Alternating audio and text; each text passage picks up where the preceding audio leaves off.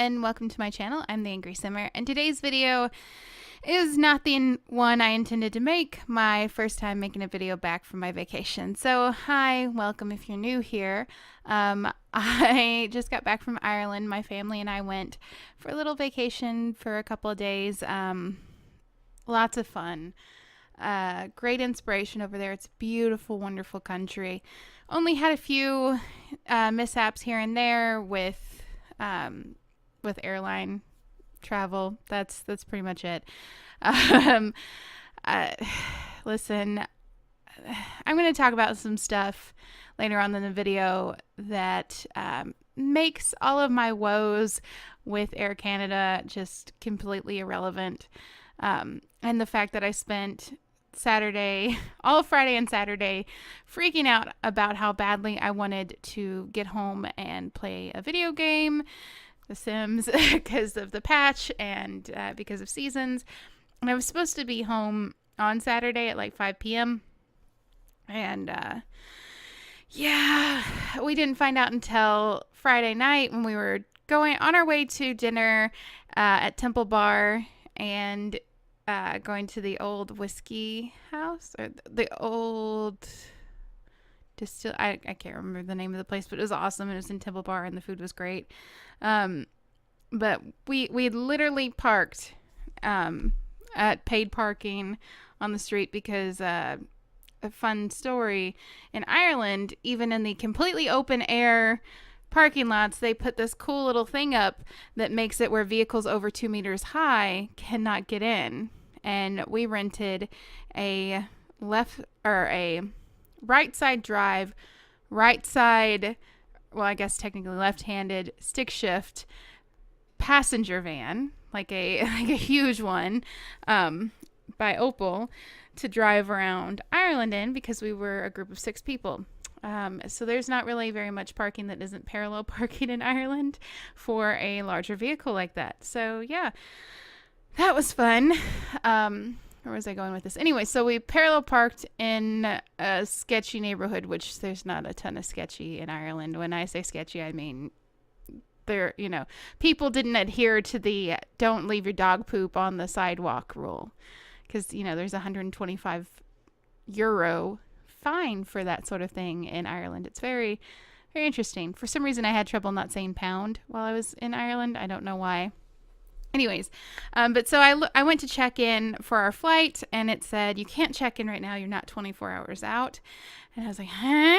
And so I called, and I screamed at some poor French woman on Air Canada's helpline, because she informed us that, yes, your flight was rescheduled for the next day, and there's nothing she could do about it. Now, eventually she did get it reworked where we flew out the same day we were supposed to from Dublin, because, we didn't have anywhere else to stay in Dublin. But we were going to have to stay up for 17 hours in the airport, because we would have gotten to Toronto at like 2 in the afternoon, which ended up being, we got there at like 6 because that flight got delayed a lot. And then we were going to leave out at 7:45 a.m. So, didn't do math for that, but a while. So yeah, we were supposed to stay up all night in the domestic flight section of Air Canada's, or of the Toronto airport. Which, by the way, friends, the international section of Toronto airport is a madhouse. It's insane in there, and it's not fun. And that was really the only issue that we had leaving for Ireland, which was, that Air Canada's terminal in the Toronto airport was a little insane, and there were a ton of flights that were like canceled and late, and then our flight just disappeared from the board at one point, so we were very nervous about that. But it turned out they just had moved us from one place to the other, so that wasn't a big deal. But so the worst part of the trip to Dublin, or to Ireland, was just simply that there were some scheduling issues. So like when we got to Toronto to leave, like the shuttle. So let me back up a few minutes. We decided to check our bags, my husband and I, because I didn't want to have to carry it through to St. Louis. And in the process of waiting in line to pick up or to drop off our bags, I called and made a reservation for us to stay at the Doubletree Hilton in Toronto once we got to Toronto so that we didn't have to sleep in an airport because my mom works at a nursing home and she has to be at work Monday morning at 4 a.m. Um, yeah, so, or she has to be up at 4 to get to work. So I wanted to make sure she got sleep. And then my mother-in-law had already gone through some trouble with my sister-in-laws and stuff that was going on. And so she was not exactly rested because the whole time we were in Ireland, 7 days is not nearly enough time to even see like all you want to see in one tiny corner of Ireland. Like we stayed in the southeastern section. As far as like where our house was that we stayed in, but we went all over the place except for Northern Ireland. And there is just, we put, how many miles was it? Like 1,700 miles on this van. Yeah. So many miles on the van over 7 days. And that wasn't anywhere near enough time to see everything. Like I could have stayed at the Cliffs of Moher, I can't say it. Anyways, I could have stayed at the cliffs for the entire day that we were in that area, but we had other places to go, and I'm so glad that we did because we just saw so many amazing, beautiful things while we were in Ireland, and I'm going to have to go back and see more. I just won't take Air Canada, sorry. I will say later on in the video, I'm going to talk about why I decided not to to file a complaint with Air Canada, because, okay, let's get back to where I started this story. When we parked and, we were getting ready to walk to the bar to have dinner, and I get a hold of the lady. I call, it rings. I say I want a person. It goes straight to a person. It was lovely.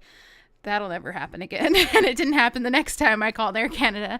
She informed me that, yes, my flight had been changed the next day, and we were supposed to be home Saturday at 5. They wanted us to be getting home Sunday at 10 p.m., which is why I started screaming at this poor French woman.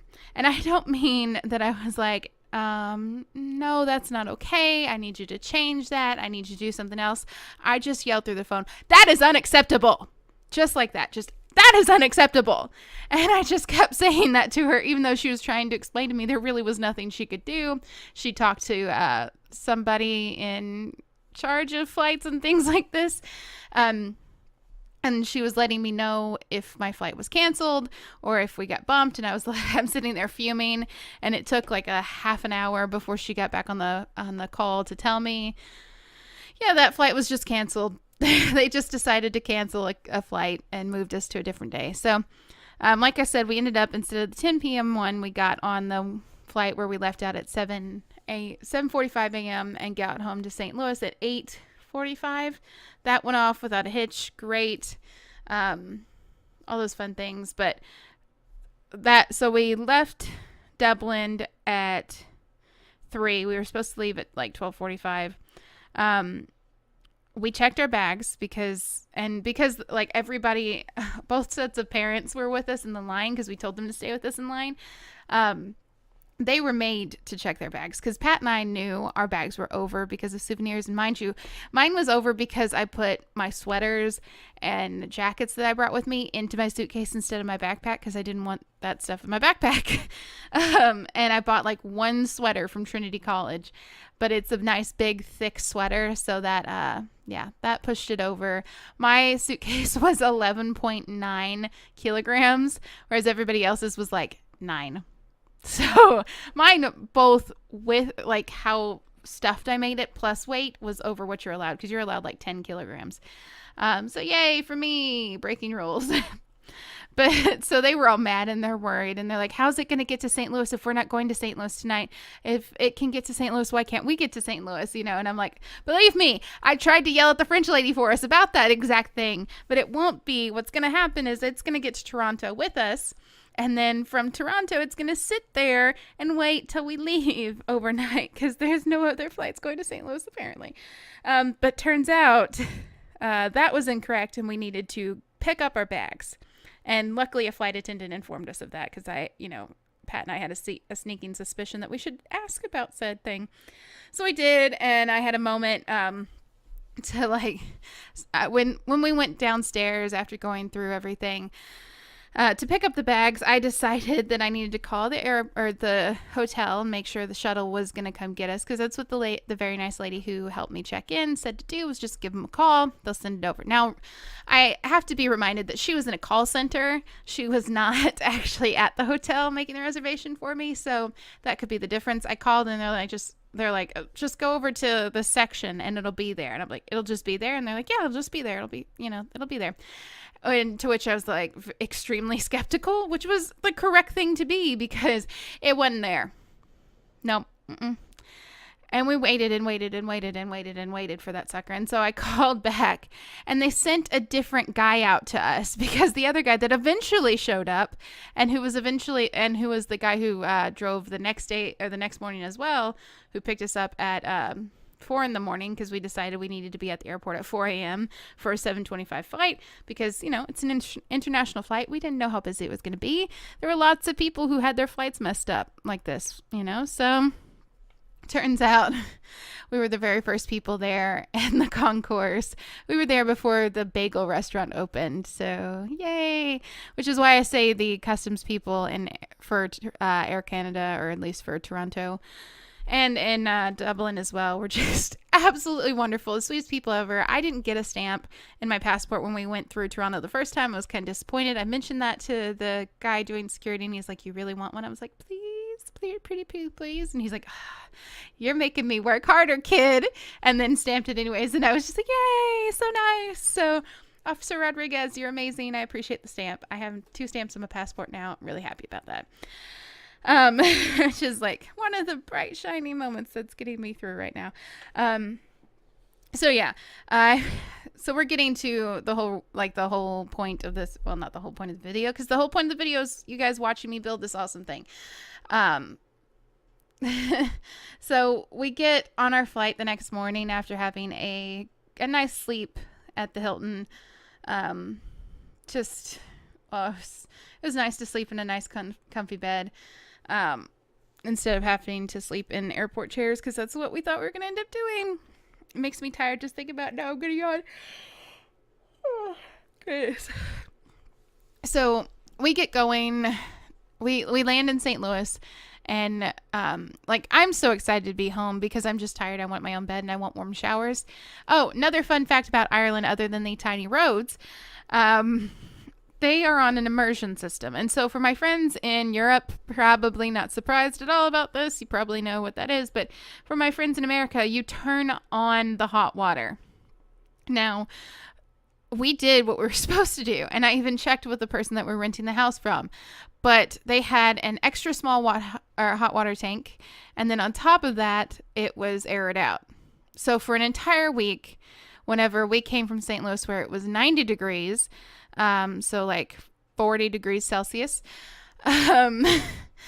we were taking ice cold showers where it was 45 to 70 degrees. Now, mind you, while we were in Ireland, we had the absolute best weather possible. And other fun fact before we get to the rest of the story, in Ireland in May and June, those are the longest periods of sunshine in Ireland.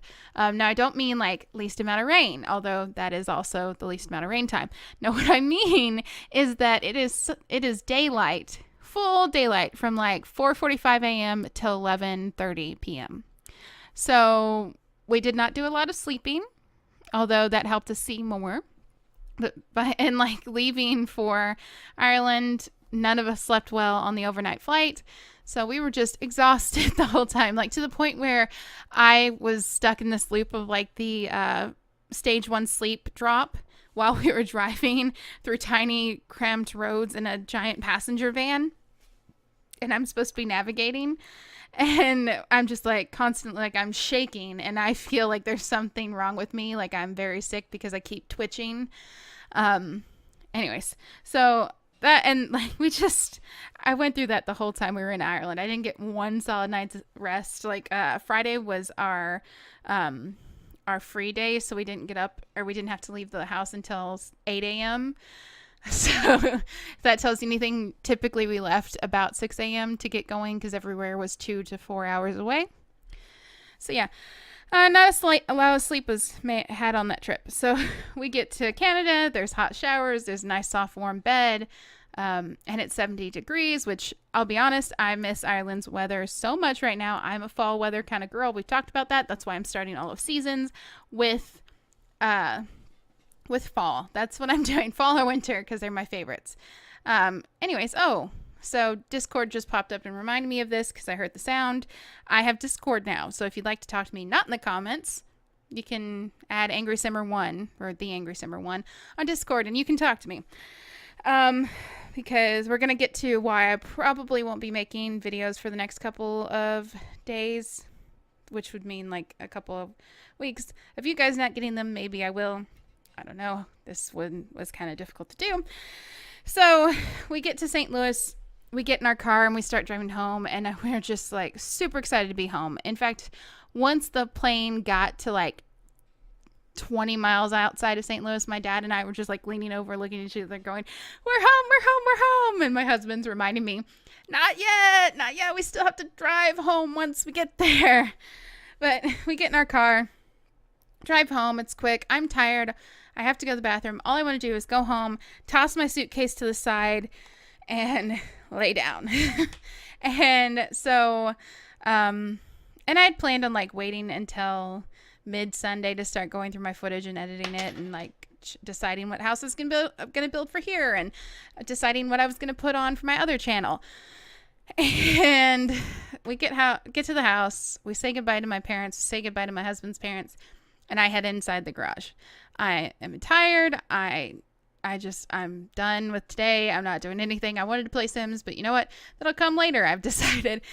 And I walk up the stairs into the garage into the laundry room. I open the door and I see the doors to the cabinets over my washer and dryer open. Keep going around in there and I see all the doors in the kitchen. They're open on every cabinet and there's stuff everywhere. And I keep walking. Now, mind you, my younger sister was supposed to be there staying to like watch the house and then go, because we have better internet, and then going over to my parents' house and feeding their pig and their cats. My pets are at a kennel doing a stay and train thing. And boy, was I happy that they were at this point. So I notice more stuff strewn all over the place. I'm like, did my little sister have a party? Did she really have a party in my house? My little sister doesn't have friends. And like she had texted me a couple of days before asking if she could borrow a sweater because she was going to go out with some friends. I was like, first of all, you got friends? I'm so excited because I've been worried about you. But that was the last time I had heard from her. Keep that in mind for later on. So I'm noticing more and more stuff, and I'm like, and there's stuff strewn through my sunroom, which is connected to the kitchen and dining room. But we've got a wall that on the other side of it's our fireplace, and that separates the kitchen dining room from the living room. And so I come around the little bit of cabinets that is connected to that wall, and I see someone with their butt cheeks hanging out on my love seat couch, and the source of the burglary of my home. My house was ransacked, and thousands upon thousands of dollars of stuff was packed into bags, ready for this guy to walk off with. And if we had come home later, he, like the 10 o'clock flight that they had scheduled for us, all of our stuff would have been gone. I panicked and started screaming, and my husband ran into the other bedroom, or into our bedroom, to check for our guns, which were not there. Mind you, we have a lot of them, and we consider ourselves responsible gun owners because we keep the ammunition and the firearms separate, and the person had found all of it and opened all the boxes and poured the ammunition into bags, and like got our bows and arrows out and stripped the weights off of them and sights, and like busted a stock off of the back of one of the guns, and ripped sights off of things, and packed away toilet paper and lotions and body wash and tampons, and the TV from our guest room, which I call my sister's or my niece's bedroom, and every room was destroyed. There was chaos everywhere, including the office where he ripped the tower out of the away from the wall and like punched the screen to the side to my computer, ripped all of our paperwork out, I guess looking for information for our bank accounts. He grabbed one of my purses, dumped it out, threw up in it, put another bag in it, and tossed it in the trash. All of the purses in our closet were turned inside out and tossed all over the place. He had snorkel equipment.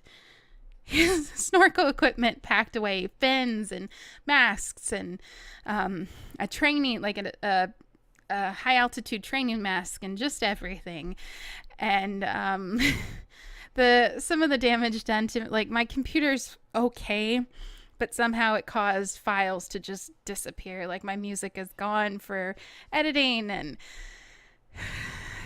it's been just a nightmare putting everything back together. And we ended up getting everything back together, and the guy was, yelling, I've messed up, I'm sorry, I'll fix it. Actually, he didn't say I'm sorry, he said I messed up, I'll fix it. Nothing's gone, it's all here, as if it was gonna be here if he hadn't passed out. Because here's the thing, he drank a bottle and a half of NyQuil before passing out on our couch. If he had not been high enough to think, I need some more high, I'm gonna drink this NyQuil, he would have taken everything and been gone, and there would have been weapons out there of ours that would have been traced back to us from the horrible people he sold them to. Did horrible things with them, and worse than, because he kept saying, it's just stuff, and of course it's just stuff, except for the guns. Those are a big issue. Yes, it's just stuff, but it wasn't the stuff that he took away from me. It was my sense of safety in my own home. And I'm terrified to leave my house, but I'm terrified to be in my house for every minute. So that's kind of why I had trouble making this video, and I'm having trouble with the idea of sitting in my office making more for a little while, because this has been really difficult. Every sound I hear, if I'm not standing in the laundry room watching the clothes wash, every sound my washer and dryer makes terrifies me. My house creaks and my mind panics because my cat and dogs aren't here to make those creaky sounds. And I keep thinking that people are coming into the house because he got arrested, and he was pissed that he got arrested. I'm sorry for cursing, but he was upset with us. And while the police took his phone, and we've gotten some semblance of everything cleaned up and washed, I don't feel safe in my own home. I wanted to sell our house and leave and move somewhere away from town, because I didn't want him sending people back to our house to kill us for punishing him for doing what he did. Like, we called the cops, and he was upset that we called the cops because he hadn't left with all of our stuff yet. There were guns in the woods. There were clothing. He was wearing my husband's clothes. Now, on top of this, when I walked in, like I said, my little sister was supposed to be here. When I walked in, his butt was hanging out of his pants, which I did not realize were my husband's pants at the time. Mind you, my husband is 6 feet tall and 277 pounds. He's a big guy. The guy that broke in is about 5'5", like I am, and probably 110. So there's reason for them to be hanging down. But I didn't know that. All I saw was that my sister's car wasn't here, she wasn't here, and he was half naked. And I was terrified. I was so scared that something happened to her. Now, luckily, I ran outside and I called her before I called the cops. And the phone rang 5 times because she was at work. But she was okay, and she hadn't been there. And in fact, he had been watching the house to wait till she left. And so she was fine, and she's been worried about me, and she keeps saying, I can come over and stay the night with you. You know, I can, if it helps you feel better, I can stay over. It's fine. And I'm having trouble with the idea of my little sister being at my house because I don't want her to get hurt. I don't want anything to happen to her. I don't want there to be a possibility of something like that happening to her, because the worst things go through your mind when you're in a situation like that. And so I guess I'm just asking for you guys to be patient with me. Monday, because this happened Sunday, Monday, my husband took off work because I was just useless Monday. We ordered a security system, moved our gun safe, changed passwords. We're buying cameras. And honestly, the worst part of this isn't the stuff that we were worried that was gone, replacing things that were broken.